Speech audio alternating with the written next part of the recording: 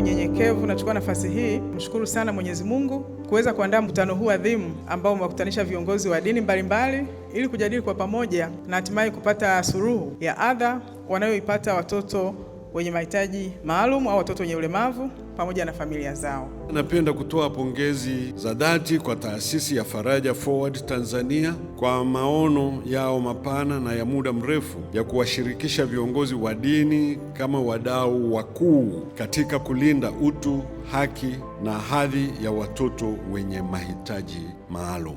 Viongozi wa dini wanayo nafasi kubwa katika kuchukua hatua dhidi ya vitendo vya unyanyapaaji na kuwatenga watu wenye ulemavu. Wanao uwezo wa kuitoa elimu kila siku za ibada. Kukutana kwetu hapa leo sio jambo la kawaida. Ni ishara ya kwamba kuna kiu ya mabadiliko.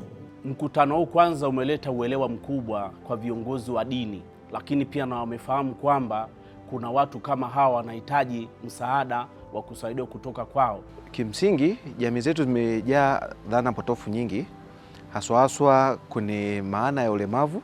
Watu wenye ulemavu wanahusishwa na laana au wanapewa adhabu, wamelogwa. Aina tofauti tofauti za kuwatambua watu ulemavu ambazo wanahusisha na tabia za kitamaduni ambazo zinawakosesha wao kuweza kupata haki ambazo ni za msingi.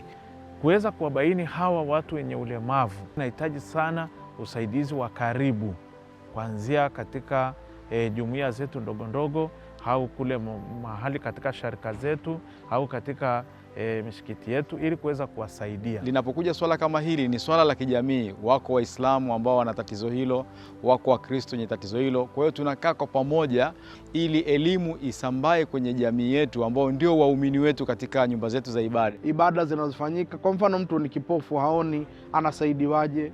Kwa mfano mtu ambaye hakiziwi, hasikii wala ni bubu, anasaidiwaje kujua nini kinachoendelea katika ibada? Hii yote ni mikakati ambayo sisi kama viongozi wa dini tumekubaliana kushirikiana kuhakikisha tunalipushi jambo hili na mafanikio yaweze kupatikana. Niombe tuendelee kushirikiana ili kufikia wahitaji wengi zaidi. Na tunapoingia ushirika sasa na viongozi wa dini, naamini kupitia taasisi zao na majukwaa ya kidini, kwa pamoja tutaweza kubadilisha jamii na kunufaisha wahitaji wengi.